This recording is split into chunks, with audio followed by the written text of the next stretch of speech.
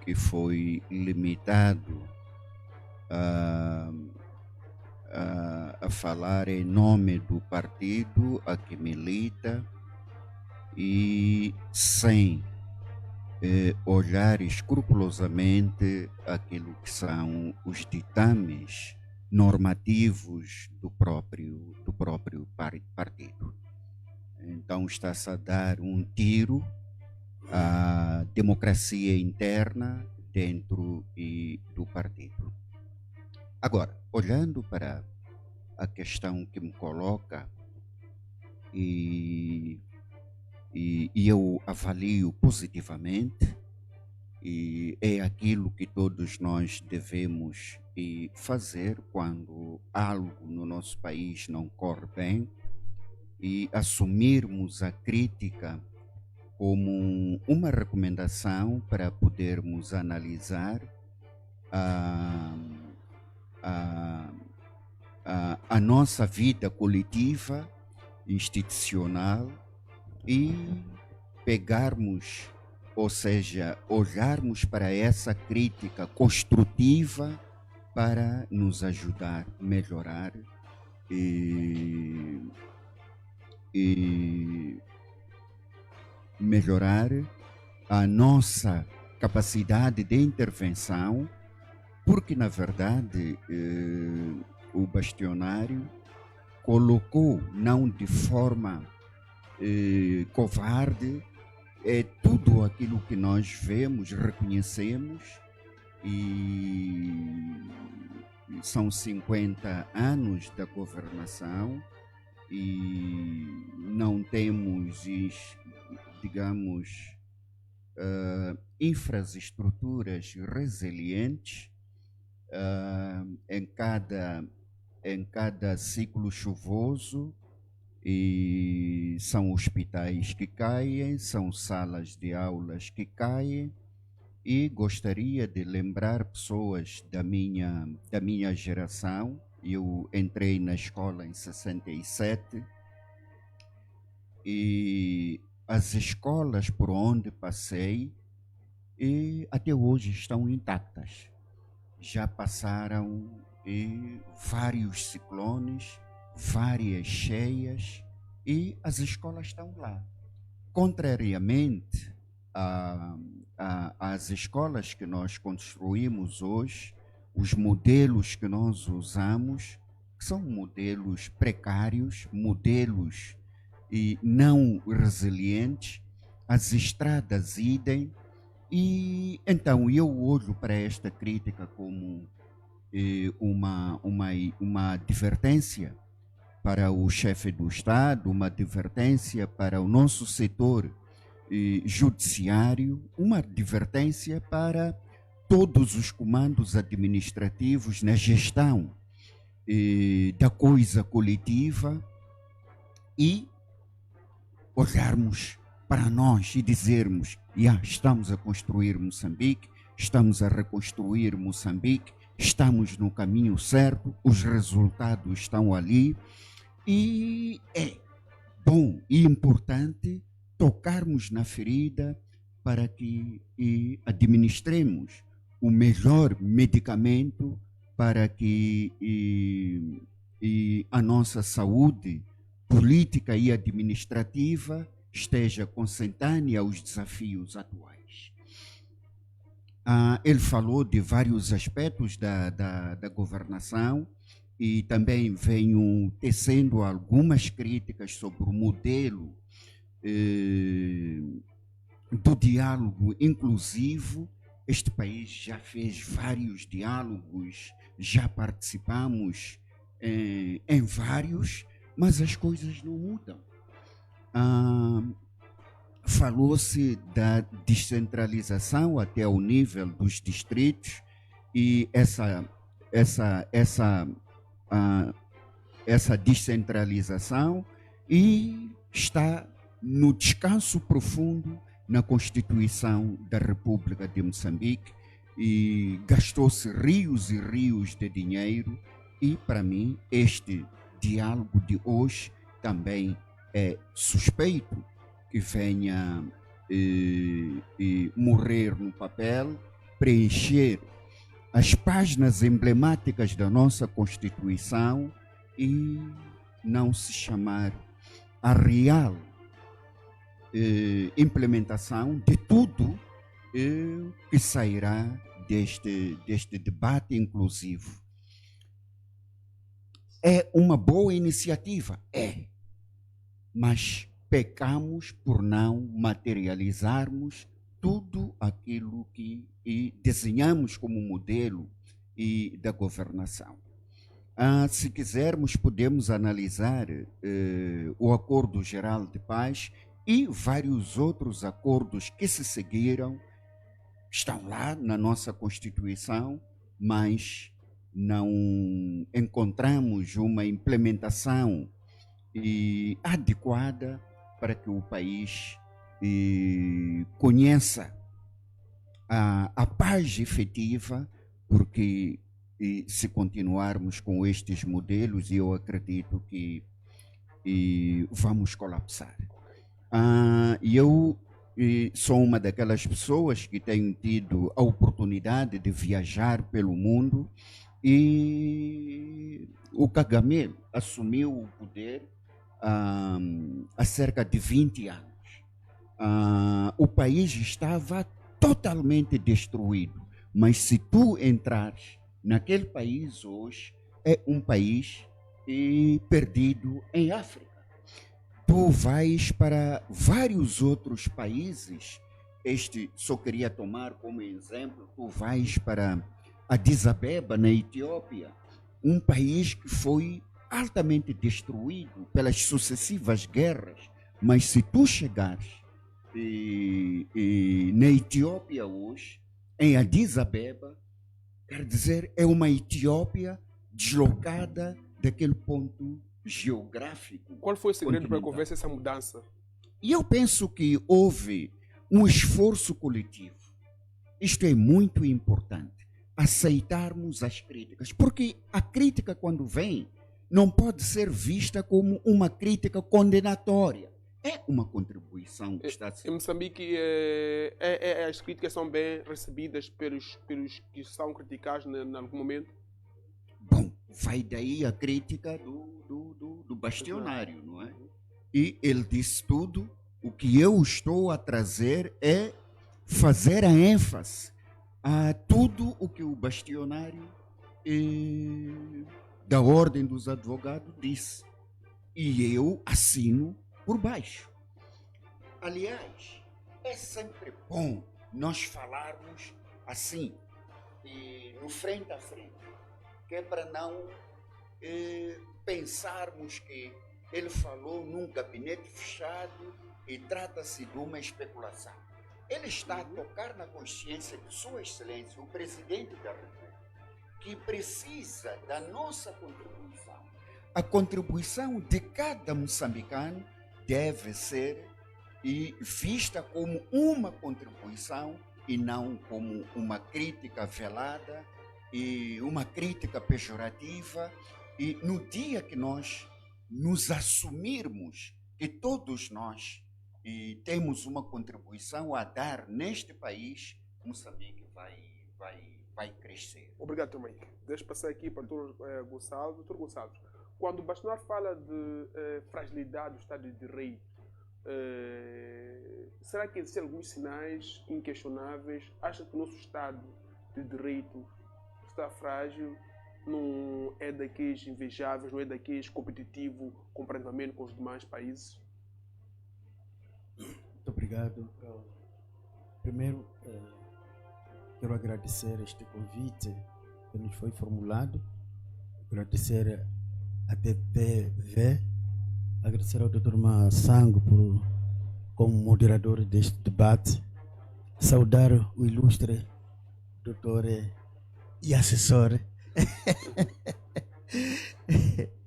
E, igualmente, eu estendo esse meu agradecimento e a saudação a todos os telespectadores que por várias formas estão a assistir este programa,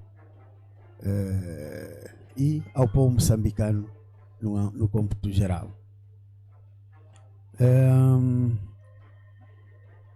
queria partir com uma pequena reflexão antes de chegar ao ponto relativamente a Renamo. Eu já falei nesta televisão e em muitas outras televisões que tenho sido convidado numa pequena reflexão sobre os partidos políticos em geral e em particular este partido chamado Renamo. Eu sempre tenho dito e vou continuar a dizer, não tenho autoridade de confrontar a todas as outras ideias que aparecem, mas tenho minha moral sã que me permite dizer o seguinte. A Renamo se declara como sendo pai da democracia no país. A ser verdade, essa declaração, eu acho que a própria Renamo devia ser um modelo do cumprimento das suas normas internas. As normas internas que a Renamo tem, entre elas, são dos seus respectivos órgãos.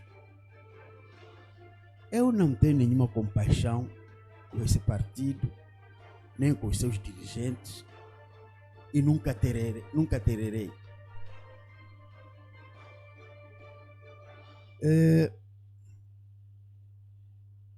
Com a partida do presidente Afonso Dhlakama, foi indicada uma comissão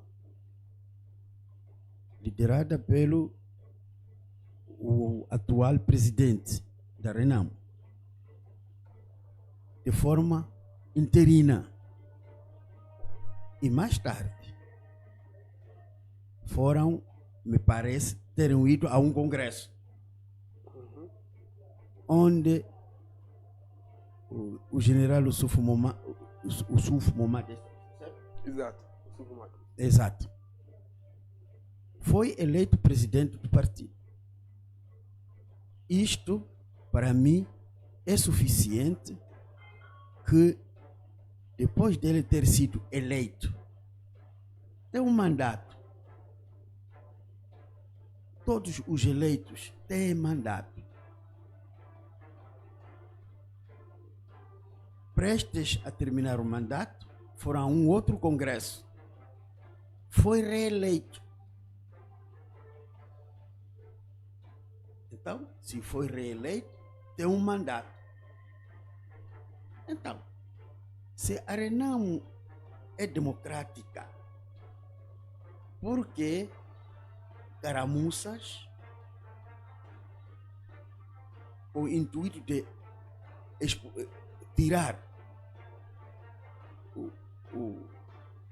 o presidente? Eu tenho pensado assim. Então, se é democracia, então deixa que termine o mandato. Vão às eleições, vão a um congresso, vão eleger o outro. Eu penso assim, posso estar errado, mas ninguém pode me tirar sobre isso.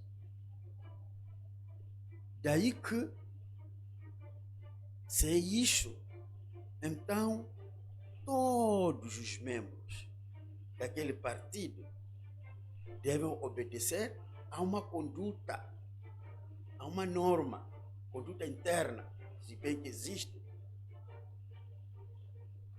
E a ser assim, me parece que há foros próprios que me parece que devem ser colocados. Todos os aspectos, críticas, autocríticas. Me parece também que o doutor Antônio Muxanga, ele sempre foi a mão direita, se não posso dizer a mão esquerda, do atual líder da Renamo. e na qualidade de deputado da Assembleia da República e outros órgãos que ele sempre pertenceu, foi uma pessoa de voz firme a favor desse mesmo líder. Agora, a pergunta que se pode fazer aqui é: o que aconteceu internamente a estar em público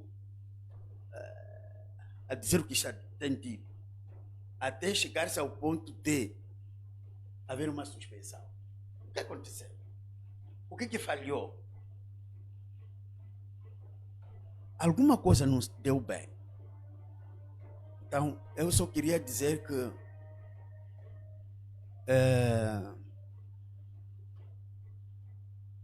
as normas que os partidos políticos e as instituições deliberam,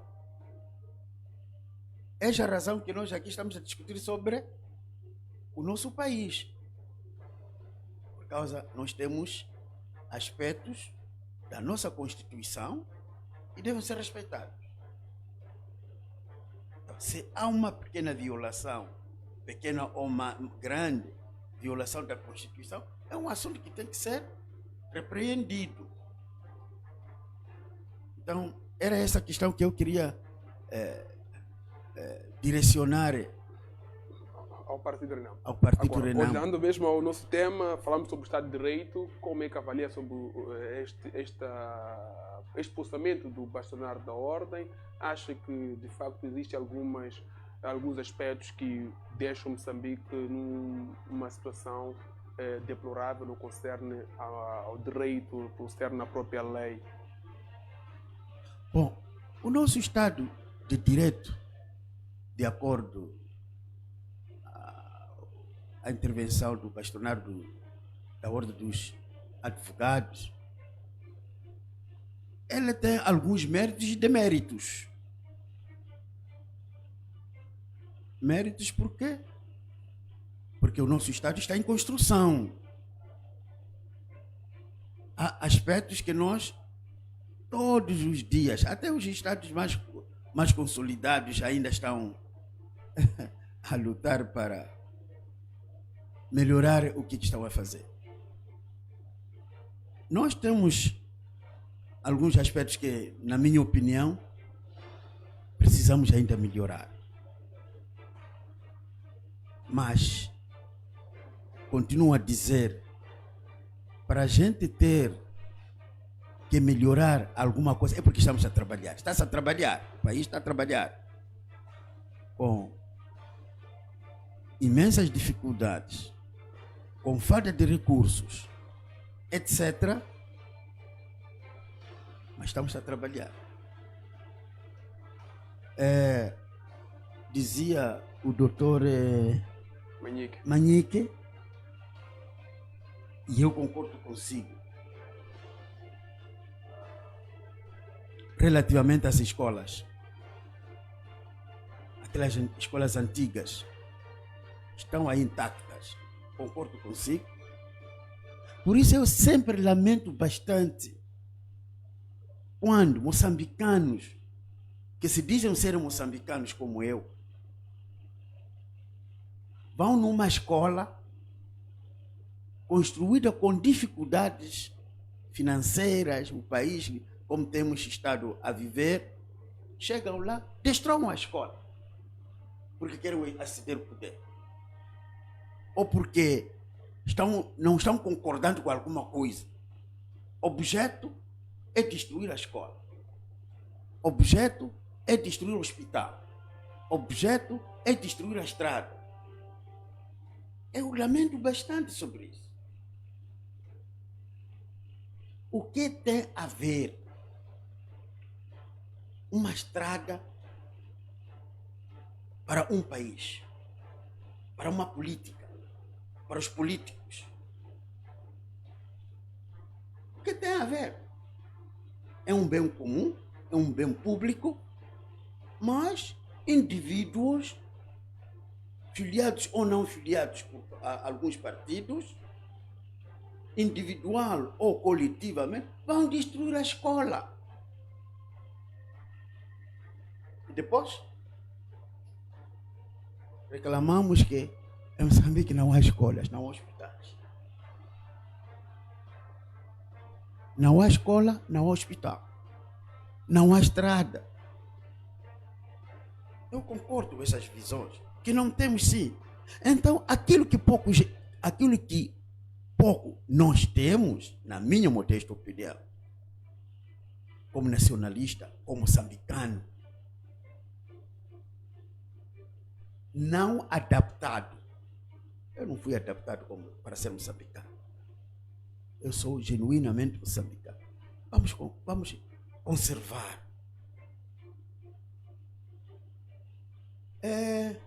A questão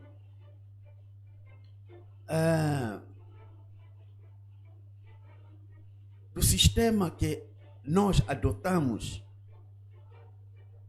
multipartidarismo, é um sistema muito bom. Traz consigo a livre concorrência,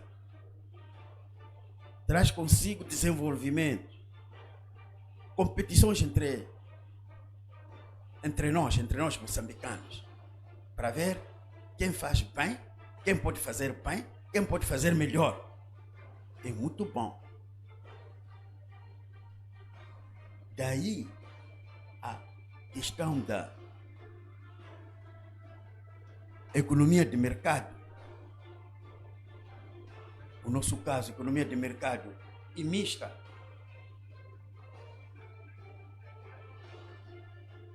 Dá ordem que não é quem deve fazer isto, não é aquele. As escolas que nós estamos a ver já intactas, era o governo português, fazia, construía. Mas agora não, temos que lançar o concurso. É uma imposição. É o governo português que construiu aquelas escolas antigas que ainda estão aí. Se nós olharmos, por exemplo, as igrejas antigas, também estão aí intactas, estão a funcionar. Mas as igrejas atuais, não sei se é o problema de material de construção, não sei se é o problema de quê, mas há uma obrigatoriedade de lançamento de concurso. Quem ganha os concursos? Geralmente, são aquelas pessoas que apresentam preços baixos. Os preços baixos têm sua fatura. É como na China. Se tu queres um tablet como este, o chinês diz assim: que tipo de tablet tu queres? De $2, de 5, de 10, de 20, de 100, de $1.000. E tu escolhes. Então, nós temos esse problema. Okay. E eu penso que nesse processo é um estado em construção. Aos poucos vamos melhorando. Já estamos a ver, eu tenho visto algumas empresas de fiscalização pente fino nas obras. Então, doutor, está a dizer que em parte o Bastionário tem razão, divide aqui, a ter razão e também não ter razão. Em algumas coisas que ele aqui teria avançado, algumas com sua verdade, uma realidade, outras não. É isso que está aqui a tentar dizer. Sim, eu penso que, sabe, eu penso assim, eu posso estar errado, eu também estou errado. Mas quando ele fala aqui da despartidarização do Conselho Constitucional, acha que o Conselho Constitucional está partidarizado? Peço que aguarde aqui, depois poderá responder. Produção, exibe-me aqui este vídeo onde o provedor, onde o Bastionário fala mesmo sobre esses pontos de uma forma resumida. Lugar central em qualquer sociedade, sendo destinatárias de deveres individuais e coletivos. A questão que se coloca é: qual é a nossa real realidade? Desde logo, é urgente a reforma da Lei 8/2008, de 15 de julho, que aprova o quadro legal da Organização Tutelar de Menores com institutos contraditórios em matéria civil, criminal e nas averiguações oficiosas ou não, não prevendo os tipos legais de crime de violação da obrigação de alimentos por inadimplemento dos obrigados e o crime de subtração de menores, o que prejudica a efetivação da justiça de menores. Outra matéria que exige reflexão profunda e urgente é a questão da guarda partilhada, pois alguns progenitores limitam-se a pagar a pensão, aliando-se da responsabilidade para com a criança, não estabelecendo qualquer relação. Deve, igualmente, trabalhar-se numa melhor articulação entre os tribunais e as instituições de assistência social, na medida em que estas instituições acolhem crianças sem qualquer vínculo institucional, por falta de pedido de tutela institucional, permanecendo com as crianças em situação de ilegalidade, o que é grave. O Estado deve trabalhar para a criação de centros de detenção de menores, permitindo uma melhor reabilitação dos mesmos e não, como sucede, misturá-los com delinquentes perigosos em prisões comuns. Há um futuro que deve ser oferecido a estas crianças, muitas delas vítimas da exclusão social. Temos também de repensar a maioridade em Moçambique, de 21 para 18 anos, não só para se uniformizar com a maioria das convenções internacionais que abordam. Vimos aqui de uma forma resumida e recuperamos a questão, colocamos o Dr. Gonçalves. Acha que o Conselho Constitucional está politizado? É possível, é a necessidade de tirar ali a mão política do Conselho Constitucional? Bom, eu tenho pensamento um pouco diferente sobre partidarização ou despartidarização dos órgãos. A pergunta que eu faço a mim mesmo é: o que quer dizer partidarização de uma instituição como o Conselho Constitucional? Está na Constituição quem são membros que devem ser membros do Conselho Constitucional. Agora, nesse processo de diálogo agora em curso, eu acho que se alguma coisa está errada ali no Conselho Constitucional e nos outros órgãos de soberania, bem como os órgãos eleitorais. Os órgãos eleitorais também é a mesma coisa. Está lá dito qual é a proporcionalidade, quem deve estar lá. São os partidos políticos, o assento parlamentar, o Conselho Constitucional, idem. E depois vem a sociedade civil eleita, etc. E vão ser cooptados na Assembleia da República. Agora, com essa revisão, me parece, se bem que queremos que as coisas sejam não partidarizadas, então nós temos que utilizar outro termo: a profissionalização dos órgãos. Estamos a falar dos órgãos eleitorais, dos órgãos também legislativos, o Conselho Constitucional, mesmo a Procuradoria. Vamos lá falar aqui no Conselho, como é que chama? Tribunal Administrativo, Conselho Magistratura, Justiça, todos esses órgãos. Então temos que pegar a Constituição. Isto está lá, como que as pessoas são. Então vamos profissionalizar, vamos dizer, todos os órgãos temos que profissionalizar. Ou seja, lançar-se concursos públicos para questões, para esses setores. Eu acho só assim que podemos. Mas há um aspecto: todos esses indivíduos que vão participar, que vão compor esses órgãos, têm uma convicção política. Porque todo ser humano é político. Estou a errar? Todo ser humano é político. Okay. E como político tem uma sua convicção política. Logo, no dia da votação, essas pessoas vão votar. Vão votar alguém, a um partido X, Y, K, Z, por aí. Muito obrigado, doutor. Obrigado. Passo a palavra ao doutor Severo Ronguane. Nós vimos aqui o discurso do bastonário dos advogados, onde propõe aqui esta situação da despartidização do Conselho Constitucional. Não obstante a isso, também diz que há uma interferência política no que concerne às instituições de justiça. Como é que avalia este discurso contundente do bastonário? Eu queria cumprimentar os colegas, cumprimentar todos os que estão a acompanhar este programa e assim particularmente os jornalistas, dizer, bom, aqui acho que há 3 termos que devemos usar, que é monopartidarizar as instituições da justiça, incluindo o Conselho Constitucional, pluripartidarizar as instituições da justiça, incluindo o Conselho Constitucional. E outra que seria desejável é que estes órgãos, de fato, fossem neutros em relação a essas matérias. Quando se fala de despartidarizar,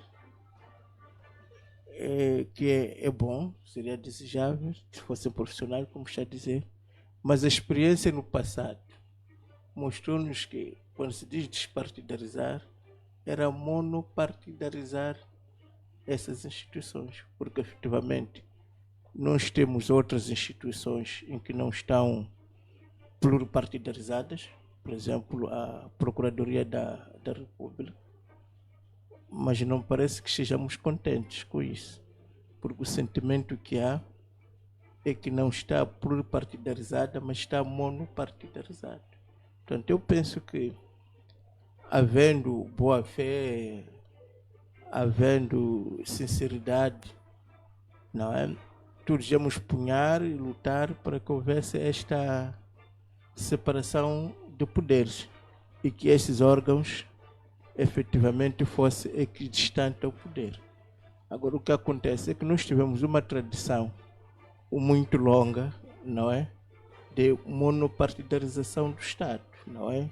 Então, partidarizar e monopartidarizar em Moçambique, em algum momento, significava a mesma coisa, porque nós tivemos aquilo que chama Partido do Estado, oficialmente.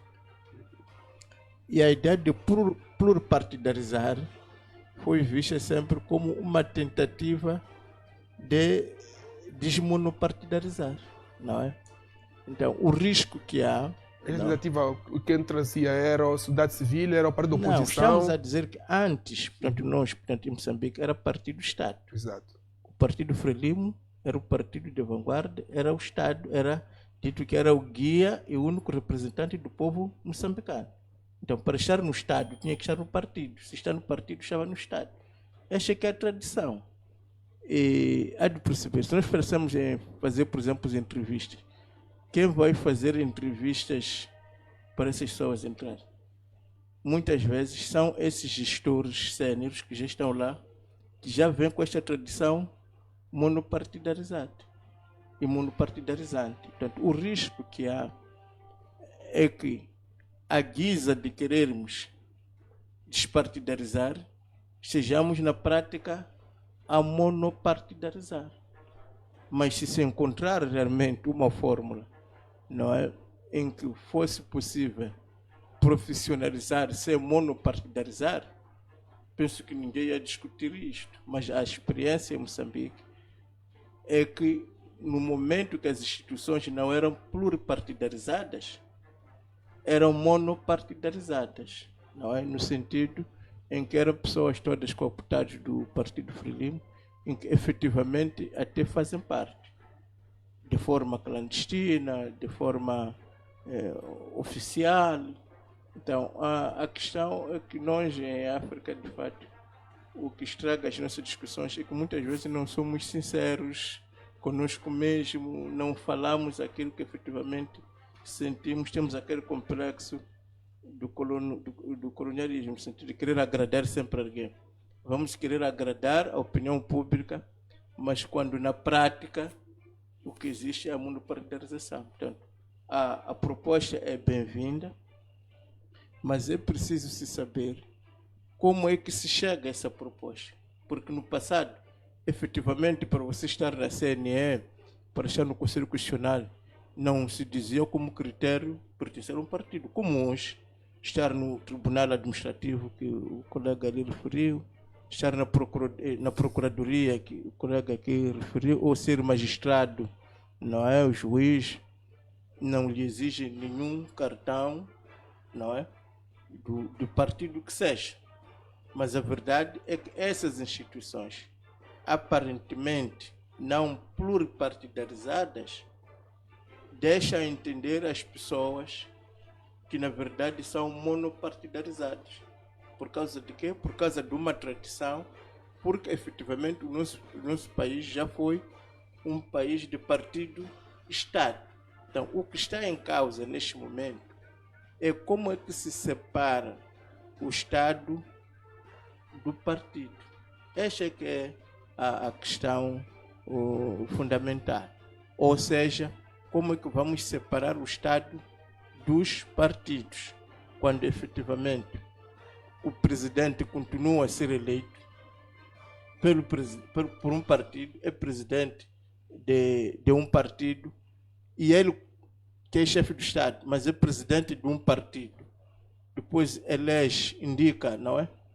O Procurador-Geral, indica o Presidente do Tribunal Supremo, indica o Presidente do Conselho Constitucional, mas ele já é do partido. Porque mesmo se haver as tais entrevistas, depois vão tomar posse, não é? Ele que vai fazer tomar posse, não é? E essas pessoas que vão fazer as entrevistas saem dos ministérios. E os ministérios derivam do governo, onde há um partido, não é? Portanto, eu penso que é uma questão de nós, de uma forma séria e sincera, dizermos assim, temos ou não capacidade, de fato, de separar o Estado de um partido. Então, aqui a discussão não vai começar, se calhar, no Conselho Constitucional, não vai começar no Tribunal Administrativo, vai começar mesmo no Presidente da República, para que essas funções de Presidente da República não estejam ligados efetivamente a nenhum partido, não é? Então, se consegues fazer isto, então vais fazer isso nos níveis inferiores. Agora, se deixa no nível superior, que é decisório, alguém que é de um partido, e depois afasta os outros partidos, o que vai acontecer é que essas instituições vão ser a imagem de quem os nomeou, no caso do Presidente da República, se continuar a pertencer a um partido político como nós temos. Se nós queremos fazer esta reflexão, temos que fazer em tudo. Mas este ambiente é proporcionado pela própria lei ou é um potapeamento da lei? Não, é a lei. O Presidente da República pertence mesmo ao Partido Frelimo, é presidente do Partido Frelimo. Exato. Ora, houve aquela ideia de que o Presidente da República não deve pertencer a nenhum partido, ou seja, não devia presidir a nenhum partido. Isso até foi ao Conselho Constitucional. O Conselho Constitucional, na sua dota sabedoria, disse que não. Nada impede que o Presidente da República seja presidente de um partido. Então, esta é a nossa situação. O nosso presidente pertence efetivamente a um partido. E é este presidente de um partido que nomeia o presidente do Tribunal Supremo, nomeia o presidente do Conselho Constitucional, nomeia o Procurador-Geral da República. Então, a partir daqui, não tem como, não é, falar de instituições da justiça não monopartidarizadas. Portanto, a pluripartidarização vem como um contrapeso à monopartidarização. No dia que o próprio Conselho Constitucional, ou a nossa Constituição, ou a nossa sociedade entender que, de fato, o Presidente da República, como primeiro magistrado, não deve factualmente pertencer a nenhum partido político, aí já começas a falar da profissionalização desses órgãos. Neste momento, a retirada dos partidos da oposição não vai gerar nenhuma profissionalização, vai gerar a monopartidarização, porque é aquilo que efetivamente está a acontecer naquelas instituições em que os partidos da oposição não entram. Diretamente para o povo, qual seria